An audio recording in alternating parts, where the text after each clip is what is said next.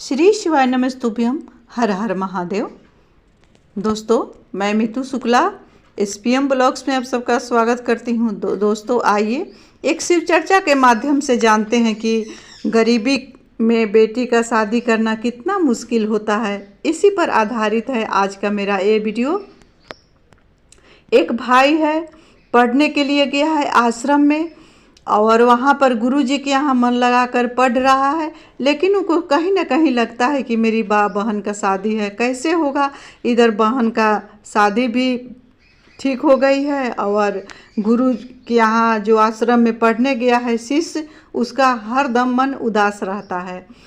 उसका नित्य का काम था कि पढ़ाई करना, आश्रम में कोई भी चीज़ का कमी है उसका व्यवस्था करना है, रात को सोने से पहले अपने गुरु का चरण दबाना। एक दिन चरण दबाते दबाते रहा था तो गुरु ने पूछ दिया कि बच्चे, तुम कहाँ से आए हो, तुम्हारे घर में कितने सदस्य हैं, तुम कितने भाई बहन हो, सो बताओ कृपा करके। शिष्य ने बोला, गुरुजी, मैं एक भाई और एक बहन हूँ। मेरी बहन है, मुझसे बड़ी है, उसका शादी करना है।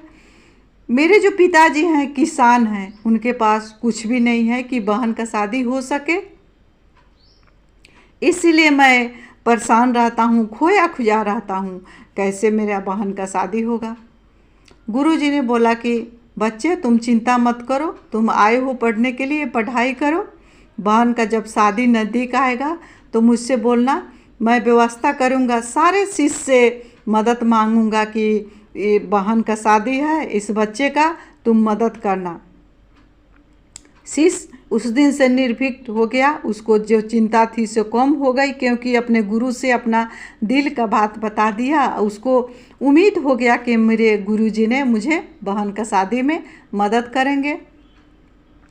दिन बीतते चला गया, उसके बाद गुरुजी ने कोई चर्चा नहीं किया कि तुम्हारे बहन का शादी में मैं ऐसा मदद करूँगा, पैसा से करूँगा या जा कर के करूँगा, कुछ नहीं बोलते थे। बच्चे रोज़ चिंता सताया जा रहा था, उसको रोज़ चिंता करता था कि मेरे बहन का शादी कैसे होगा, कैसे होगा। मेरे पिताजी हैं सो बहुत ही निर्धन, गरीब एक किसान है, कैसे अपने बेटी का शादी करेंगे, इसी चिंता में रहा करता था शिष्य। मात्र 2 दिन बचा। एक दिन शिष्य बोला कि गुरुजी, मुझे छुट्टी दीजिए आश्रम से कुछ दिनों के लिए, मैं अपनी बहन का शादी में जाऊँगा, क्योंकि शादी अब नज़दीक आ गई है, मात्र 2 दिन बचा है मेरे बहन का शादी का, मुझे जाने का आज्ञा दीजिए। गुरुजी ने कहा कि बच्चे, तुम जा रहे हो तो ये अनार लेकर के जाना। गुरुजी ने 5 अनार निकाल कर दिए अपने आश्रम से। बच्चे ने अनार लिया और लेकर के चला गया। गुरुजी ने तो अनार दे दिया, इधर जो बच्चा था उसको बहुत चिंता सताया जा रहा था, मन ही मन सोच रहा था।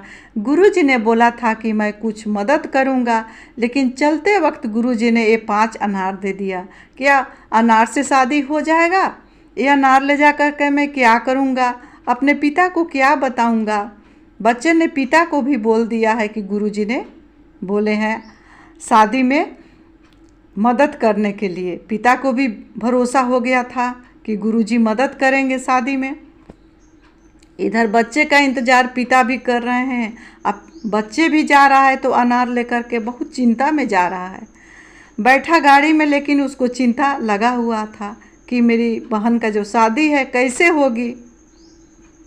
मेरे पिताजी के पास उतना पैसा नहीं है, मेरे पिताजी निर्धन है, इसी सोच में जा रहा था। सोचते सोचते गया, पिताजी ने बोला, पहुंचा घर, पिताजी ने बोला, बेटा तुम आ गया?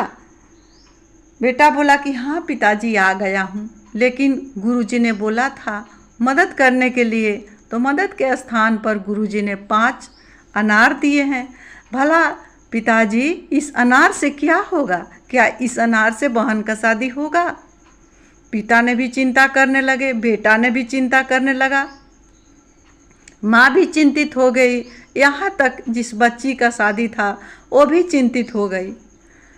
इतना ही में जैसे बच्चा पहुँचा, वहाँ नगर का जो राजा था उसका बेटी बीमार थी, डूगी पड़ा कि अगर कोई व्यक्ति अनार लेकर के आएगा। वहाँ ऐसा जगह था कि अनार मिलता भी नहीं था अनार का सीजन भी नहीं था। जो कोई भी अनार लेकर के आएगा उसको आधा राजपाट दे दिया जाएगा राजा का।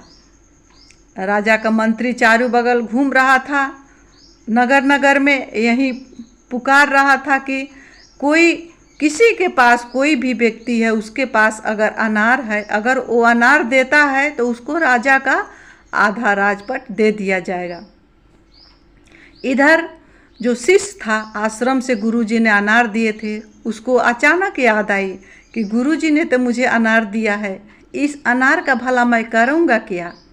ये अनार कहीं न कहीं जाएगा, राजा का जो बेटी है सो खाएगी, ठीक हो जाएगी, एक तो उपकार होगा, मेरे हाथ से एक तो भलाई होगा। ऐसा सोचकर राजा के मंत्री से कहा, जो शिष्य था बोला कि हाँ मेरे पास अनार है, आप ले जाइए, राजा का बेटी को खिलाइए, राजा का बेटी ठीक हो जाएगा तो बहुत बड़ा उपकार होगा। राजा का मंत्री ने अनार लिया और ले जा कर के राजा को दिया। राजा ने अनार पाकर बहुत प्रसन्न हुआ। अनार को खिलाया गया, राजा को जो बेटी थी उसको अनार खिलाया गया। राजा का बेटी ठीक हो गई अनार खा करके। राजा ने बहुत खुश हुआ। राजा सम्मान में उस लड़के को बुलाया, शिष्य था उसको बुलाया और उसको राजा ने अपना आधा राजपाट दे दिया। इतना ही नहीं, अपने राज से बहुत सारे पैसे, सोना, धन दौलत दे करके उसे शिष्य का जो निर्धन शिष्य था उसको वो विदाई किया। इधर जो शिष्य था आया अपने घर में तो मात्र एक दिन बचा था उसका बहन का शादी में। इतना धन राजा ने दिया, इतना आधा राजपाट तो दिया ही, इतना पैसा दिया, इतना मोहर असरफी दिया, उसी से उसका बहन का शादी आराम से हो गया। इधर जो निर्धन किसान था उसका निर्धनता भी खत्म हो गई, निर्धनता भी दूर हो गई, क्योंकि राजा ने अपना आधा राजपाट दे दिया था। बहन का खुशी खुशी विदाई हो गया, बहन अपने घर चली गई। इधर जो निर्धन किसान था उसका भी निर्धनता दूर हो गया। अच्छे से शादी ब्याह हो गया। उसके बाद फिर शिष्य गया अपने आश्रम में पढ़ाई करने के लिए। इधर माँ पिता जी भी खुश हो गए, अच्छे से रहने लगे। अब तो वहाँ जा कर के गुरुजी को धन्यवाद दिया शिष्य। गुरुजी पूछे आ गया, नमस्कार किया गुरुजी को। गुरुजी ने पूछे आ गया, तुम्हारा बहन का शादी कैसे हुआ? शिष्य बोला, गुरुजी मैं आपको कैसे धन्यवाद दूं, मेरे पास शब्द नहीं है। आपका जो 5 अनार था वो मेरा ज़िंदगी ही बदल दिया। वही अनार राजा के यहाँ गया और राजा अपना राजपाट दिया, बहुत सारा धन दिया, उसी से मेरा बहन का शादी भी हो गया। मेरा पिता जो निर्धन थे उनका निर्धनता भी दूर हो गया। तो गुरुजी ने समझाया कि देखो बालक, देखो अगर कोई भगवान देते हैं चाहे गुरु देता है तो हित के लिए ही देता है, वो अपने से अच्छे के लिए देता है। हम जो मांगते हैं तो अपने से अच्छे के लिए मांगते हैं। जो भगवान देता है वही सर्वश्रेष्ठ है और उसी में भलाई होती है, उसी में खुशियाँ होती है। तो दोस्तों ये कथा का यही रहस्य है कि जो भगवान देता है वही सर्वश्रेष्ठ है। उसी को सोचना चाहिए कि यही मेरे हित के लिए है। जो ईश्वर करेगा वही अच्छा करेगा, जो किया है वो भी अच्छा किया है, जो करेगा वो भी अच्छा करेगा। तो ये मेरी कथा कैसी लगी सो आप ज़रूर कमेंट करके बताएंगे।